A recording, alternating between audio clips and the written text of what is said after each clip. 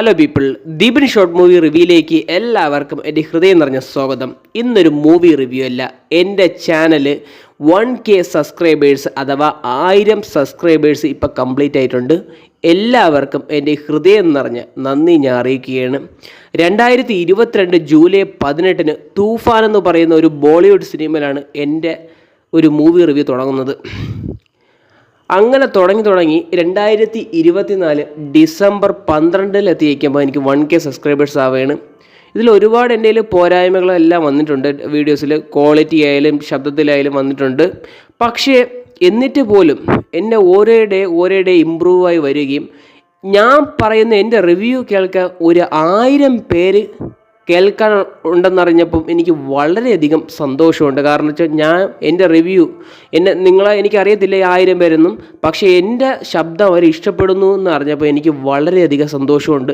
പക്ഷേ ഏണിങ്സ് കിട്ടി തുടങ്ങിയിട്ടില്ല കേട്ടോ. ഏണിങ്സിന് ഇനിയും പോകേണ്ടതുണ്ട് ഒരുപാട്. 1K സബ്സ്ക്രൈബേഴ്സ് ഞാൻ വിചാരിച്ചു അടുത്ത വർഷം ജനുവരിയിലാവുന്നതാണ് ഞാൻ പ്രതീക്ഷിച്ചത്. ഇന്നലെ 2-3 ദിവസം കൊണ്ട് പുഷ്പ എന്ന് പറയുന്ന സിനിമയുടെ ബോക്സ് ഓഫീസ് കളക്ഷന് ശേഷമാണ് നല്ല ഇപ്പോൾ കയറി വന്നിട്ടുള്ളത്. ഇപ്പോൾ എനിക്ക് അധികമൊന്നും മൂവി റിവ്യൂസൊന്നും ചെയ്യാൻ പറ്റത്തില്ല. ഇപ്പോൾ ചെറിയൊരു ജോലിയുണ്ട്, അതിൻ്റെ തിരക്കിലൊക്കെയാണ്. പിന്നെ എക്സാമൊക്കെ വരാൻ പോകുന്നുണ്ട്, അതിൻ്റെ ഒരു തിരക്കിലൊക്കെയാണ്. എന്നാൽ എൻ്റെ മാക്സിമം വീഡിയോസ് എല്ലാം ഞാൻ ചെയ്യുന്നതായിരിക്കും.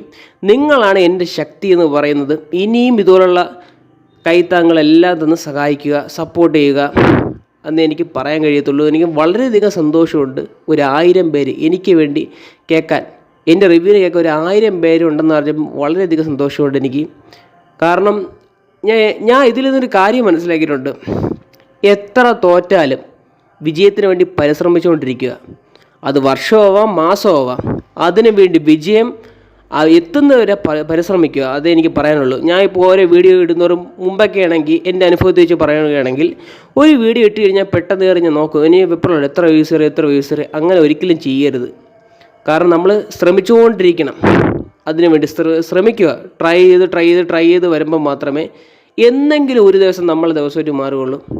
എൻ്റെ ദിവസം എന്ന് പറയുന്നത് ഡിസംബർ 12 വരെ എനിക്ക് കാത്തിരിക്കേണ്ടി വന്നു. 2022 ജൂലൈ 18 തുടങ്ങിയാണ് എനിക്ക് എൻ്റെ ടൈം എടുത്തതെന്ന് വെച്ചാൽ 2 വർഷം മേളിലായി.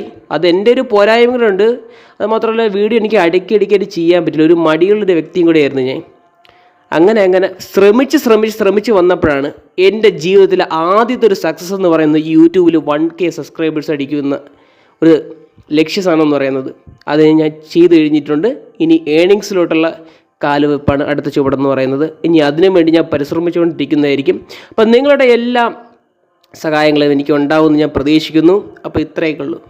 ഞാൻ വലിയൊരു മോട്ടിവേറ്ററൊന്നുമല്ല, എൻ്റെ അനുഭവമാണ് ഞാൻ പങ്കുവയ്ക്കുന്നത്. ഇപ്പോൾ ഈ വീഡിയോ കാണുന്നവർ സന്തോഷപ്പെട്ടിരിക്കാം, സങ്കടപ്പെട്ടവരാവാം, ചിലപ്പം ടെൻഷൻ അടിച്ചിരിക്കുന്നവരായിരിക്കാം. പക്ഷേ അവരോട് എനിക്കൊരു കാര്യം പറയുള്ളൂ, നിങ്ങൾ എന്ത് കാര്യം ലക്ഷ്യം വെച്ചോ ആ കാര്യത്തിന് വേണ്ടി പരിശ്രമിക്കുക.